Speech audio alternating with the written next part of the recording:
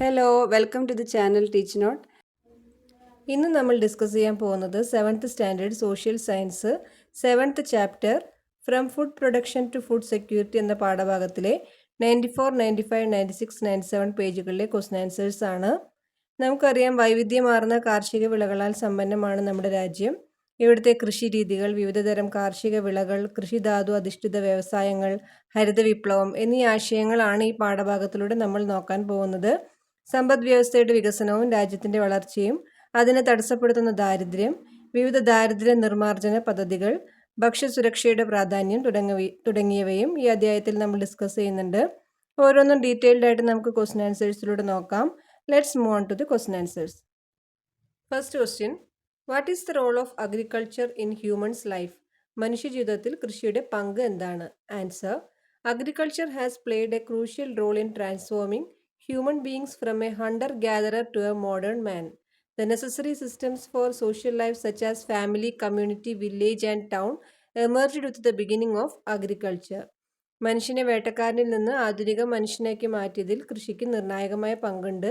കുടുംബം, സമൂഹം, ഗ്രാമം, നഗരം തുടങ്ങിയ സാമൂഹിക ജീവിതത്തിന് ആവശ്യമായ സംവിധാനങ്ങൾ കൃഷിയുടെ തുടക്കത്തോടെയാണ് ഉയർന്നു വന്നത്. Second one, write a short note on the origin of agriculture. കൃഷിയുടെ ഉത്ഭവത്തെക്കുറിച്ച് ഒരു ചെറിയ കുറിപ്പ് എഴുതുക. Answer, nomadic man began farming around 7000 BCE. Humans started farming at different times in Mesopotamia, Turkey, Egypt, Western Asia and Europe. Around 3000 BCE, an agrarian culture developed in India along with the Indus Valley civilization. Agriculture started much later in South India. നാടോടികളായ മനുഷ്യൻ BC 7000 കൃഷി ചെയ്യാൻ തുടങ്ങി. Mesopotamia, തുർക്കി, Egypt, പശ്ചിമേഷ്യ, Europe എന്നിവിടങ്ങളിൽ മനുഷ്യർ വ്യത്യസ്ത സമയങ്ങളിലാണ് കൃഷി ആരംഭിച്ചത്. ഏകദേശം 3000 BCE ആയപ്പോൾ സിന്ധു നദീ തട സംസ്കാരത്തോടൊപ്പം ഇന്ത്യയിൽ ഒരു കാർഷിക സംസ്കാരം വികസിച്ചു. പിന്നീടാണ് ദക്ഷിണേന്ത്യയിൽ കൃഷി ആരംഭിച്ചത്. Next one, what is subsistence farming? എന്താണ് ഉപജീവന കൃഷി? Answer, the method in which farmers produce and use only the products required for their sustenance are called subsistence farming. Obtaining profit is not the primary objective of this method. However, in some circumstances, the surplus agricultural products are sold to fulfill other needs. Traditional agricultural tools are mostly used in this farming. കർഷകർ തങ്ങളുടെ ഉപജീവനത്തിന് ആവശ്യമായ ഉൽപ്പന്നങ്ങൾ മാത്രം ഉൽപ്പാദിപ്പിക്കുകയും ഉപയോഗിക്കുകയും ചെയ്യുന്ന രീതിയെ ഉപജീവന കൃഷി എന്ന് വിളിക്കുന്നു. ലാഭം നേടുക എന്നതല്ല ഈ രീതിയുടെ പ്രാഥമിക ലക്ഷ്യം. എന്നിരുന്നാലും ചില സാഹചര്യങ്ങളിൽ മിച്ചമുള്ള കാർഷിക ഉൽപ്പന്നങ്ങൾ മറ്റ് ആവശ്യങ്ങൾ നിറവേറ്റുന്നതിനായിട്ട് അവർ വിൽക്കാറുണ്ട്.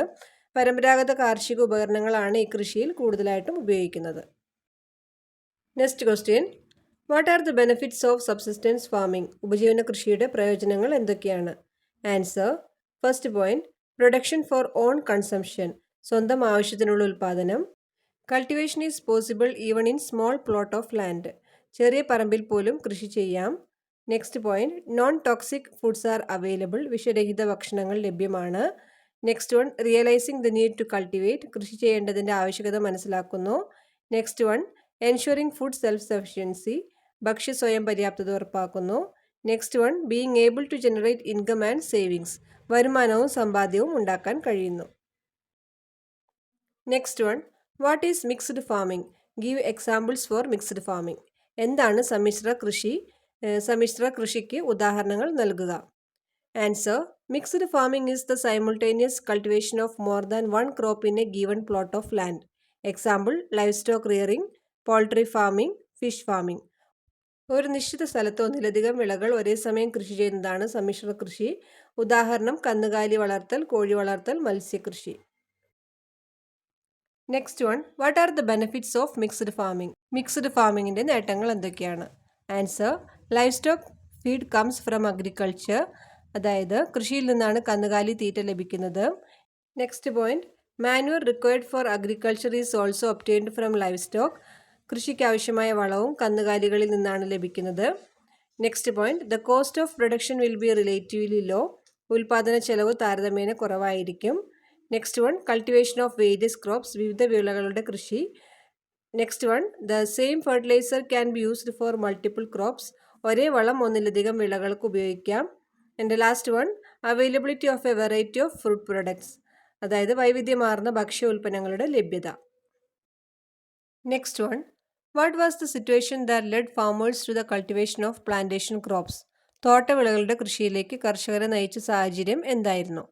Answer, in the wake of the Industrial Revolution, European countries including Britain were in need of large quantity of agricultural raw materials. For this, they promoted plantation crops in the colonial countries. Thus, the farmers who traditionally cultivated paddy and other food crops started cultivating plantation crops. വ്യാവസായിക വിപ്ലവത്തിന്റെ പശ്ചാത്തലത്തിൽ Britain ഉൾപ്പെടെയുള്ള European രാജ്യങ്ങൾക്ക് കാർഷിക അസംസ്കൃത വസ്തുക്കളുടെ വലിയ അളവിലുള്ള ആവശ്യം വന്നു. ഇതിനായി അവർ കൊളോണിയൽ രാജ്യങ്ങളിൽ തോട്ടവിളകൾ പ്രോത്സാഹിപ്പിച്ചു. അങ്ങനെ പരമ്പരാഗതമായി നെല്ലും മറ്റ് ഭക്ഷ്യവിളകളും കൃഷി ചെയ്തിരുന്ന കർഷകർ തോട്ടവിളകൾ കൃഷി ചെയ്യാനായിട്ട് തുടങ്ങി. Next question, give examples for plantation crops. Tea, coffee, cloves, cardamom and pepper. തേയില, കാപ്പി, ഗ്രാമ്പു, ഏലം, കുരുമുളക്. Next one, what are the characteristics of plantation crops? തോട്ടവിളകളുടെ പ്രത്യേകതകൾ എന്തൊക്കെയാണ്? Answer, first point, long term income, അതായത് ദീർഘകാല വരുമാനം. Next point, cost of production is relatively low, ഉൽപ്പാദന ചെലവ് താരതമ്യേന കുറവാണ്. Next one, large scale production, വലിയ തോതിലുള്ള ഉൽപ്പാദനം. റിലേറ്റീവ്ലി ലാർജ് ഫാം ലാൻഡ്, അതായത് താരതമ്യേന വലിയ കൃഷിഭൂമി. And last one, high demand for labour, കൂടുതൽ തൊഴിലാളികളുടെ ആവശ്യകത. Next one, what is the significance of cultivating commercial crops? വാണിജ്യ വിളകൾ കൃഷി ചെയ്യുന്നതിൻ്റെ പ്രാധാന്യം എന്താണ്? ആൻസർ നോക്കാം. Cultivation of commercial crops is the large scale production of agricultural products on commercial basis. The role of commercial crop farming is significant in providing agricultural raw materials to industries. വാണിജ്യ അടിസ്ഥാനത്തിൽ കാർഷിക ഉൽപ്പന്നങ്ങൾ വൻതോതിൽ ഉൽപ്പാദിപ്പിക്കുന്നതാണ് വാണിജ്യ വിളകളുടെ കൃഷി എന്ന് പറയുന്നത്. വ്യവസായങ്ങൾക്ക് കാർഷിക അസംസ്കൃത വസ്തുക്കൾ നൽകുന്നതിൽ വാണിജ്യ വിള കൃഷിയുടെ പങ്ക് പ്രധാനമാണ്. Next one, give examples for commercial crops. Answer, rubber, sugarcane, cotton, jute etcetera. Rubber, കരിമ്പ്, പരുത്തി, ചണം തുടങ്ങിയവ. Next one, what are the features of cultivating commercial crops? വാണിജ്യ വിളകളുടെ സവിശേഷതകൾ എന്തൊക്കെയാണ്? Answer, first point, it requires high capital investment, ഇതിന് ഉയർന്ന മൂലധന നിക്ഷേപം ആവശ്യമാണ്. Next one, the use of modern technology, ആധുനിക സാങ്കേതിക വിദ്യയുടെ ഉപയോഗം.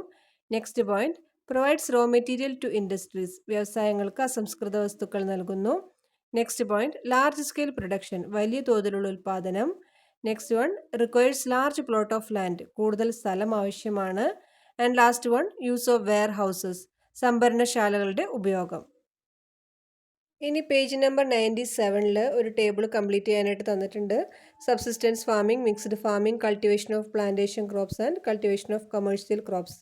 അതിൽ കുറച്ച് പോയിന്റ്സ് അവിടെ ഓൾറെഡി തന്നിട്ടുണ്ട്. ഇനി ബാക്കിയുള്ള പോയിന്റ്സ് നമ്മൾ ബെനിഫിറ്റ്സ് ഡിസ്കസ് ചെയ്തായിരുന്നു, ഓരോന്നിൻ്റെയും ബെനിഫിറ്റ്സ്. ആ പോയിന്റ്സ് തന്നെ എടുത്ത് എഴുതിയാൽ മതിയാകും.